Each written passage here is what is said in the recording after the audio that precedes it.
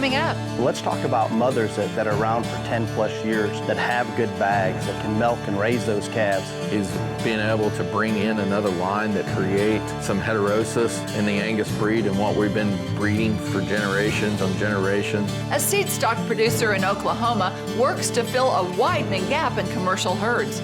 Next on The American Rancher.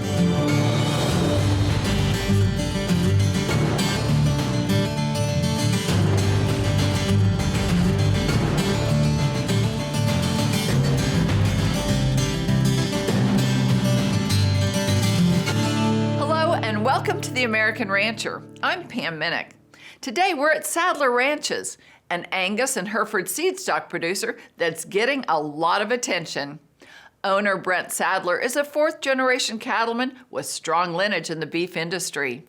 Brent developed a passion for cattle and excellence at a young age. And backed by some of the top Angus and Hereford genetics in the world, he saw an opportunity to fill a widening gap in America's commercial herds. I grew up on a fairly moderate-sized farm and ranching operation here in central Oklahoma. Grew up raising wheat, alfalfa, and Hereford cattle. We had a commercial cow-calf operation. Same thing my grandfather did and his father before him. I was addicted to cattle from an early age. There's no other way to put it. I was the one that when I grew up, we were in half-day kindergarten. Try to talk my dad into something, whether we were feeding cows or whatever it took. I tried my best at the young age to try to figure out a way not to have to go to school that afternoon. October of 1995, my dad made the ultimate decision to disperse our entire operation. I was still in FFA and so forth, showing Hereford cattle. When I was 14, 15 years old, I was given the opportunity to go to work at Limestone Angus, a local Angus ranch. It was an opportunity that I think shaped a lot of where we are today. That's where we met Lucas Reinhardt, my herdsman here at our operation, and Mike Marlowe and I started working here together and built a pretty phenomenal operation with the help of many other people. That led us to basically me getting out of college all the way through on time at Oklahoma State. In 2007, I left this operation and went out on my own, started my career that I currently am in today. And the industry that I went into, it allowed me to go out and deal with some of the finest ranching families in the United States. My passion for Hereford cattle led me to central Montana, to Holden Herefords. They were one of the premier Hereford breeders in the country and some of the most sought after line one Hereford genetics in the country. They have exactly what we were striving for and trying to build the foundation of consistency on our female side that I felt that the Hereford breed was lacking. And throughout that entire process, I spent a lot of time traveling through the Midwest and into Montana and the Dakotas and Wyoming through work. And that led us over in 2014. I made a phone call and I met the Coleman family over in the Mission Valley in the western parts of Montana. And it was then that I found probably the absolute gold mine in Angus genetics in my mind. Those type of cattle, it didn't matter what color you wanted to paint them, whether they're Herefords, Angus, whatever it was, that was the ultimate type of cattle that we were striving to produce. I absolutely fell in love with them. The first light bulb that went off in my mind was how I could build the most elegant and efficient black baldy female there ever graced the lands of the United States. And so in 2015, we bought our first round of Angus genetics from the Coleman family. Those cattle allow us to breed more feed efficiency into our commercial baldy female. And then ultimately, I was able to purchase Limestone Angus in the summer of 2021. This operation that we're actually setting at today. And it was just an ironic situation that we literally closed on this property and this ranch 20 years to the month of when I started working here as a young kid just in high school. After the break, is being able to bring in another line that basically creates some heterosis in the Angus breed and what we've been breeding for generations on generations. A fresh Angus bloodline just landed in America and Sadler Ranches. That story is after the break, here on The American Rancher.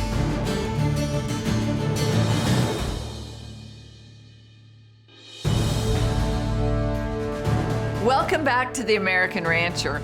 After building one of the top F1 Baldy female herds that excel in maternal traits and longevity, Brent Sadler at Sadler Ranches set out to expand the operation. His next objective promises to improve Angus genetics everywhere.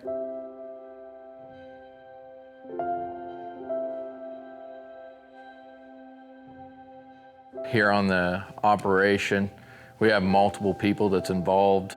First and foremost, I'm very fortunate that my mother and father were able to retire, and he's been able to help us on a daily basis. With our intensive AI and embryo transplant program, it made me think of one human being that I wanted to hire, Lucas Reinhardt. He was working in Missouri at the time. I was here at this facility when it was limestone from 2004 to 2008. So I was on a ranch in southwest Missouri.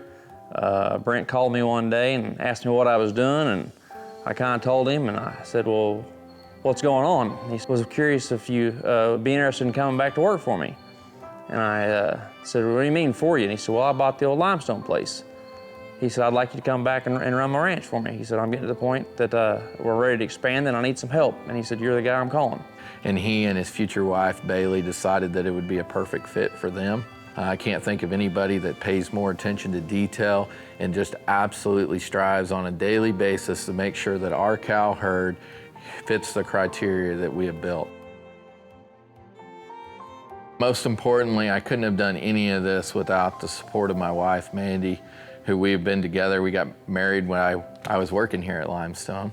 We've got 3 wonderful kids, Kendall, who's 14, Kylie, who's 11, and then we are blessed with Blaine, who's 3 years old, that he already thinks that he runs the entire operation. So that's been a beyond blessing to have my entire family here beside us as we continue to grow. Our operation today consists of about 800 cows. On the registered side, about 1/3 of those being Herefords and 2/3 being Angus. The balancing of our herd would be used for our embryo transplant program. Those females are primarily black baldy females that are F1s, and then the balance of them would be a straight Angus commercial female. We're not just flushing these cows that have the right pedigree or, just something that we think's gonna make a donor. We're flushing on cows that have raised a calf that we know have some milk and have some doability. The calves out of our donor cows we know are gonna go on later down the road and make productive cows. We cull extremely hard. We are really hard on feet and legs, udder, fleshability, and temperament. On the feet, that's just number one for me because we've got to have good feet in order to have the foundation to build on.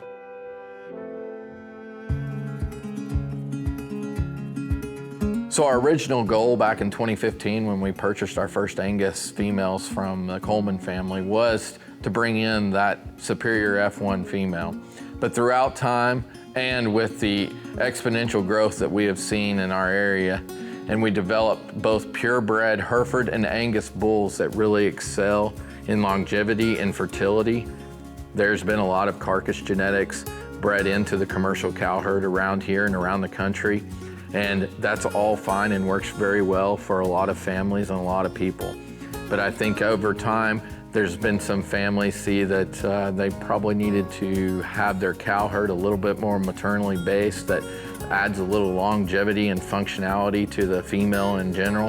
And that's where I feel like that our bulls, both Hereford and Angus, will excel for the families that come and choose to use our genetics. So these bulls have been developed on a very limited concentrate. We try to make these bulls go out and work for everything that they've got and put it on through grass. As you can look at a lot of the bulls that actually come here, a lot of people would probably think that we feed them a lot heavier than what we do, but that's the flushing ability that are bred into these cattle. We're extremely picky on exactly what we utilize in the Angus breed. And we have been looking for outcross sires to bring in because we continue to line breed our Angus cattle pretty significantly. And that led us to meeting one of my dear friends in the cattle industry, Dale Hummel. Dale was a pioneer in bringing genetics from South America to the United States, genetics specifically from the country of Argentina.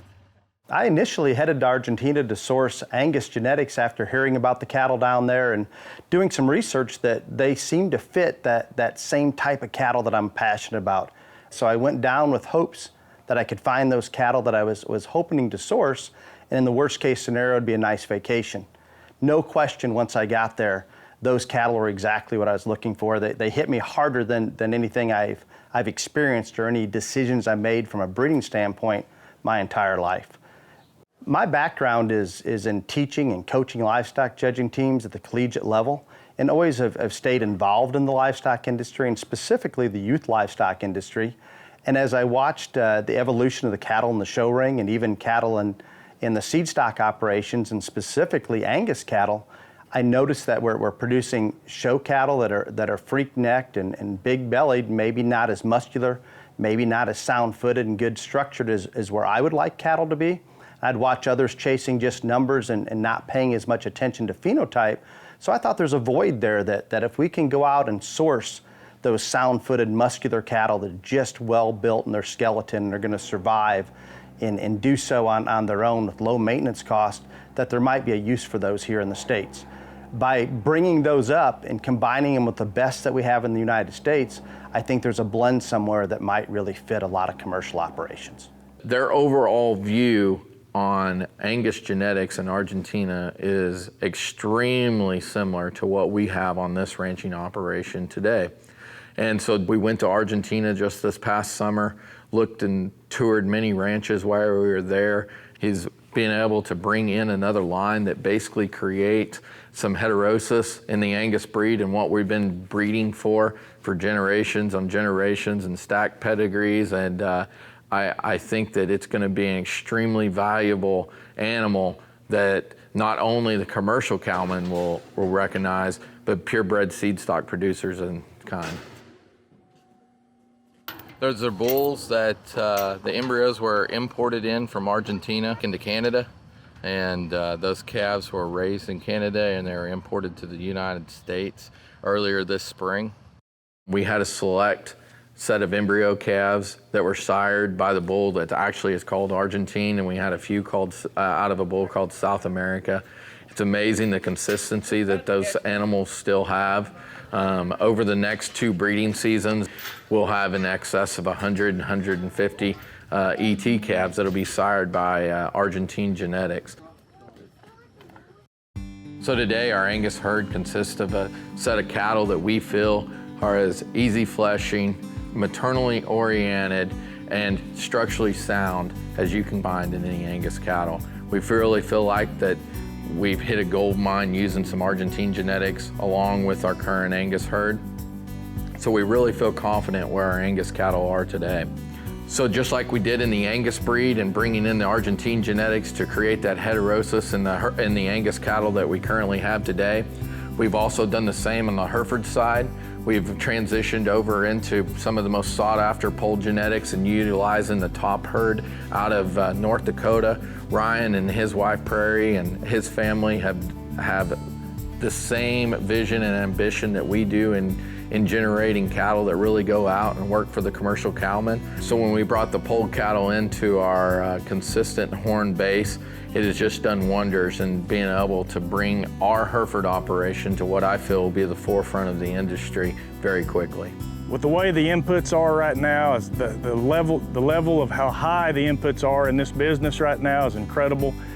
So I do see a lot of changes coming down the road as far as people's going to be looking at cattle that are more like what we're producing, something that'll go out and survive without having to put a lot of money in these things. Anytime you can keep the inputs lower, it's more money in the bank.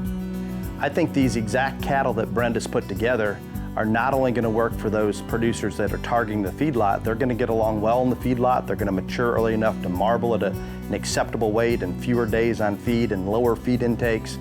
With that better feed conversion is all wrapped up into one. But the huge bonus is these bulls are going to produce replacement females that function in the real world and actually have some longevity to them. Up next. Not just cattle that you can get 1 or 2 calves out of and they break down skeletally, but let's talk about mothers that are around for 10+ years, that have good bags, that can milk and raise those calves. Years of disciplined bull and female development are coming up for auction at Sadler Ranches.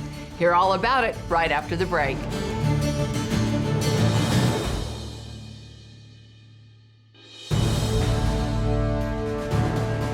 Welcome back to The American Rancher.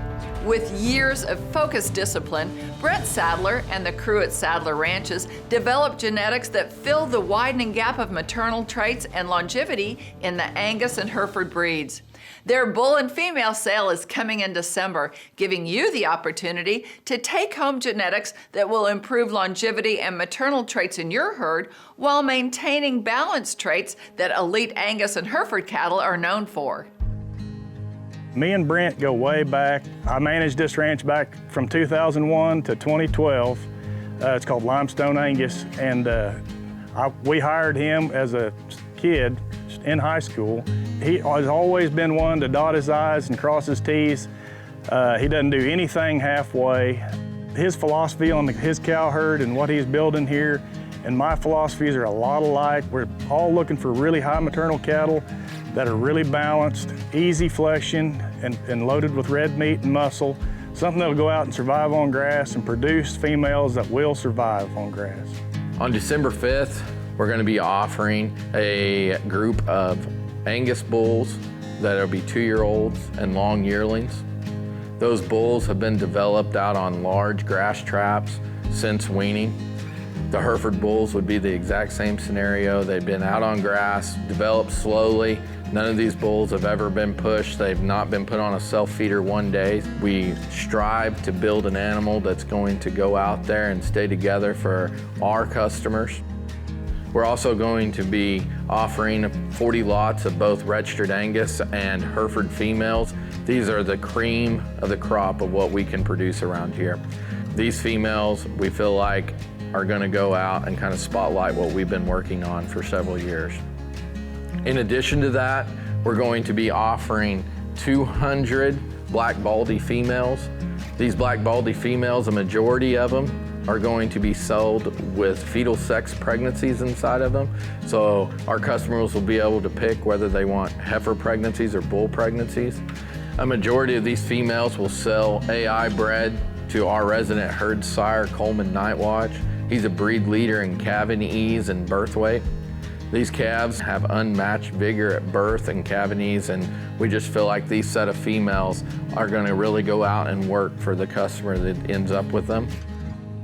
And then in addition, last fall when we were working through things, we have an Angus bull that we think extremely highly of here on the operation, and his name is Heritage, and he is owned with Kirk Duff. Kirk bought him last year from us, an interest in him. And we went and sorted up a group of fall calving cows, and we AI'd those fall calving cows to Heritage, and they will all be selling, they're 3-year-olds. They'll be selling with calves at side that were born November 1st by Heritage himself. I think it'll really spotlight some of the genetics on the Angus side that we're really striving for. So we invite you out at any point in time this fall to come and evaluate the cattle that we have here, not only for sale, but what we have in development. On sale day on December 5th, we'll be offering a lunch here. And every one of the registered females and bulls sell with our guarantee. That guarantee is that we're going to make sure that those bulls go out and work for you and are absolutely problem-free for you for the first breeding season. We stand behind these animals. We feel like we do a rigorous calling job all the way through the entire process, and we want to make sure that we stand behind them 100%. Any problems that happen to any of these animals, we want to be the first ones to know about, and we will take care of it. On the female side, same thing. We want to make sure that these females are problem-free. We want to make sure that you get exactly what you demanded when you bought them. Every one of the registered lots that sell will be accompanied with free nationwide delivery. We'll make sure that these animals get there, and most importantly, we're going to do the best job we can to try to deliver them personally to you in a timely fashion. We also would like to invite everybody to contact us and go over our all-natural buyback program that we're offering on all of the commercial females that are selling calves, and along with any of the calves sired by our bulls in the future. If you can't be here on sale day, you can bid online at Superior Click to Bid. You've got cattle that are going to go out there and truly perform for these commercial producers and purebred producers alike. Not just cattle that you can get 1 or 2 calves out of and they break down skeletally, but let's talk about mothers that are around for 10+ years, that have good bags, that can milk and raise those calves. Ideally, we want those calves to grow as much as we can to weaning weight, grow well into that yearling weight, and then let's shut down a little bit so we don't have these monster cows to feed. Drought conditions, extremely high feed cost. This is the perfect scenario, the perfect storm that Brent has created right here, because there's no question for that commercial producer that thinks about it, those cows or those replacement females they can get out of the bulls he raises or the replacement females they buy directly from him are going to perform and they're going to make money. We don't have to continue to replace them, and that's just simple economics, and it works. For more information on the Sadler Ranch bull and female sale, log on to superiorclicktobid.com or call the number on your screen. That's all the time we have today. To find out more about us, visit our website, theamericanrancher.com, or connect with us on Facebook. I'm Pam Minnick. For our entire American Rancher team, thanks for joining us. We'll see you next time.